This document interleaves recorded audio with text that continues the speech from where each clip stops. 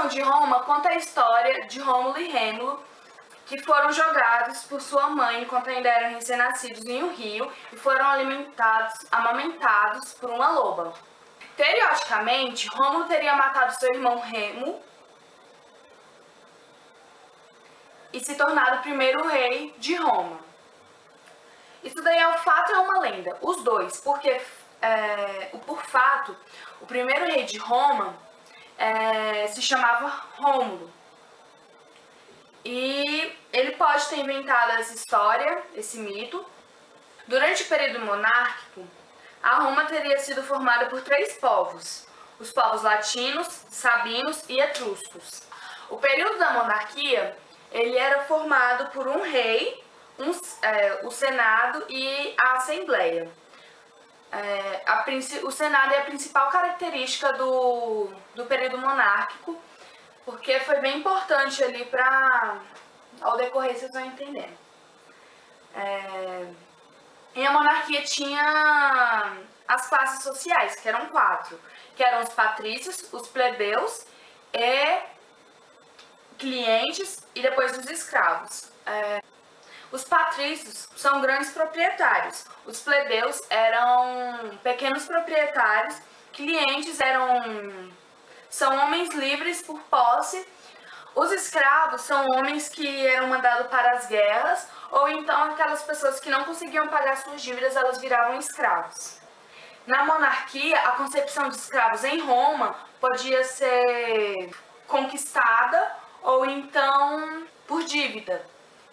Tipo, chegava lá, você tem dívida, você vai ser meu escravo e eu pago suas dívidas, algo assim. Voltando para o governo da monarquia. O governo da monarquia, os 4 primeiros foram 7 reis, e os 4 primeiros reis eram latinos. Porém, boa parte do Senado também era latina, então esses 4 primeiros reis governavam ali numa boa, com o pessoal do Senado, que eram a parte, os bambambam. E os 3 últimos reis eram etruscos, então o Senado já não ia com cara muito deles. O último deles, o Tarquino, o Soberbo, foi o último rei, ele era etrusco, então ele era um cara meio difícil assim de se lidar, já por natureza dele, porque ele era chato. Então o pessoal do Senado não ia muito com a cara dele, então o Senado tirou o Tarquino e ele começou a fazer as funções que o rei fazia. Então o Senado fazia a função de Senado e ainda fazia a função de rei. E aí que começa a República. No governo dessa República nós vamos manter o Senado, as assembleias e vamos criar a magistratura. O Senado é onde eles criam as leis, as assembleias onde eles aplicam as leis e a magistratura é o maior cargo político. Na verdade são cargos políticos, né? O cônsul é o maior cargo político de Roma. O pretor é a pessoa que aplica essas leis como se fosse polícia. O edil é a pessoa encarregada da administração pública e o cessor é o que faz o recenseamento do dinheiro da população. E o questor vai lá e recolhe todo esse dinheiro como se fosse imposto. Expansão territorial. Roma, durante o período monárquico, é uma vila. Ela vai se tornar essa grande potência através de 2 movimentos, que é a expansão interna e a expansão externa. A expansão interna é a tomada da Península Itálica. Então ela vai deixar de ser essa vila e passa a tomar todo o sul da Península Itálica. A expansão externa vai ser a disputa pelo Mar Mediterrâneo. A Roma queria até continuar essa expansão, mas agora teve que continuar esse controle do Mar Mediterrâneo, onde agora vai dar início às guerras, e podemos chamar essas guerras de guerras púnicas. Essas guerras vão ser travadas durante anos, onde o resultado dessas guerras vão ser o domínio do Mar Mediterrâneo. Então, a partir daí, quando eles ganham essas guerras, o resultado vai ser o Mar Mediterrâneo, como se fosse um prêmio. Então, a partir daí, ela domina todo o mar Mediterrâneo e depois ela conquista todo o litoral Então, mediterrâneo. eu vou falar um pouquinho sobre o primeiro triunvirato. Ele é formado por três caras que se chamavam Júlio César, Pompeu e Crasso.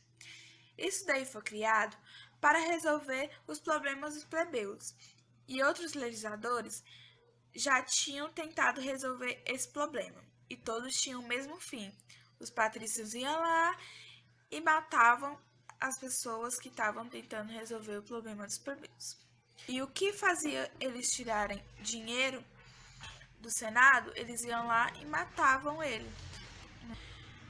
Então foi criado esse triunvirato, para que esses carinhas aí conseguissem resolver esses problemas. Primeiro foi o Crasso, que saiu em batalha tentando expandir mais territórios para conseguir mais dinheiro e acabou sendo morto. Restou o Júlio César. Então foi a vez de Júlio César. Ele partiu para a Gália para tentar conseguir conquistar a Gália. Só que daí essa conquista durou muito tempo. Durou cerca de 10 anos. Daí isso não estava criando lucro para Roma, estava tendo mais dívidas, tirando dinheiro de Roma. Daí Pompeu falou pro Senado e tal, e o Senado foi e mandou uma carta para Júlio César, falando para ele voltar para Roma, que ele estava causando despesas e era para ele voltar, que senão ele ia ser como um traidor. O que Júlio César? Júlio César foi lá e negou, falou que não ia voltar, tá? Que ia ficar lá. Daí Pompeu foi e falou: Júlio César, você não é mais fiel a Roma, você é um traidor. Aí Júlio César pegou e falou bem assim: tá, sou um traidor, beleza. Aí ele foi lá e falou aquela seguinte frase: a sorte está lançada. Daí Júlio César foi lá em Gália, falou que ia conquistar a Gália e ia para Roma. Foi dito e certo. Júlio César conquistou Gália, conquistou o povo de lá e criou seu exército e partiu para Roma. Daí Pompeu viu que Júlio César tinha conseguido conquistar a Gália e partiu para Roma. Pompeu viu que ele estava vindo e decidiu fugir. Daí ele fugiu e Júlio César viu que eles tinham fugido e foi atrás dele. Eles pegaram e causaram uma guerrinha lá, que foi chamada de Guerra Civil. Como essa guerra foi causada, teve um resultado, e o resultado foi a morte de Pompeu. Daí, Pompeu morreu, então só restou Júlio César. Então, Júlio César foi declarado o governador de Roma. Daí, ele começou a fazer as mudanças dele, começou a fazer reformas para os plebeus, e nas terras dos plebeus também propôs uma divisão de terras e vai reorganizar o Senado, botando as pessoas lá como celta, galileus, egípcios, para que o Senado de fato represente a República Romana. Aí o Senado vai lá e não aceita essas mudanças que ele está fazendo, vai lá e manda matar Júlio César. Daí Júlio César é morto e acaba o primeiro triunvirato. Então, depois da primeira triunvirato, teve a segunda triunvirato, que foi formada por Otávio, Marcos Antônio e Lépito. Eles tinham como obrigação cada um cuidar do seu território e da sua região que foi destinada a eles. Daí, o que eles fizeram? Nenhum obedeceu. Daí, Marcos Antônio desceu para a Ásia e conquistou a Ásia. Fez uma guerra lá com Lépito e acabou conquistando a Ásia. Daí, quando ele conquistou a Ásia, ele começou a ter um caso com Cleópatra lá. Eles ficaram mó íntimos, né? E daí Marcos Antônio parou de mandar grãos para Roma. Daí Otávio já achou meio estranho e já não teve outro motivo, né, Daí, Otávio já não teve mais solução. Não tinha outra esperança a não ser ele descer para a África e começar a guerra, mais uma guerra. Daí, guerra vai, guerra vem, e teve aquela famosa suicídio de Cleópatra e Marcos Antônio. Então, suicídio. Depois desse famoso suicídio, Otávio, então, se torna o único triunvirato de Roma. Daí, ele era sobrinho de Júlio César, né? O Otávio já tinha visto que a política do tio dele já não tinha dado muito certo.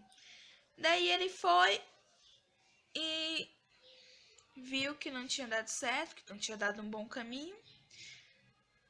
Ele foi e propôs aos plebeus se dar mãos aos patrícios e dos plebeus. Então, o que Otávio disse? Vou acabar logo com isso e vou plantar um império. A forma republicana de governo para império ocorreu durante as lutas, né, durante as batalhas e após a morte de Júlio César.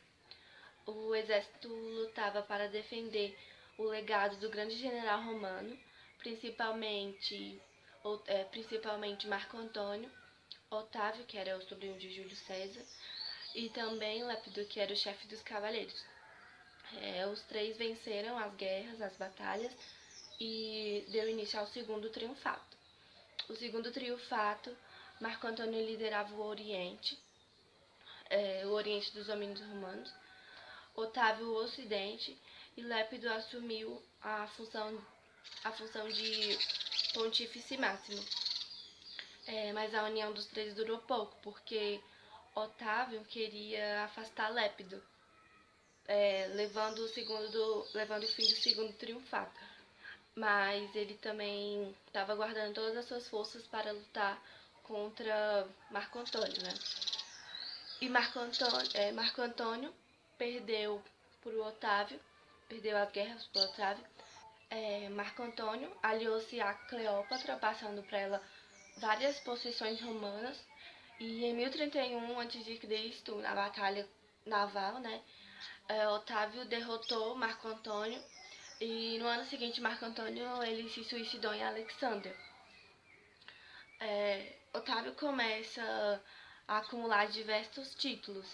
E por causa desses títulos, por causa desses acúmulos de títulos, ele se tornou Otávio Augusto, o primeiro imperador inaugurando a nova era da civilização romana. A crise do Império ela é causada por falta de dinheiro, por falta de economia. Por que falta de economia? Se você não tem economia para poder administrar os seus exércitos, claro que vai ter falta de escravos, né? Se você tem falta de escravos, você vai ter falência econômica. Se essa falência econômica aconteceu, com certeza vai ter desorganização dos exércitos.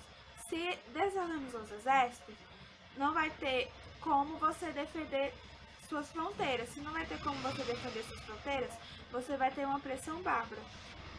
Então é isso. Isso é a crise do Império.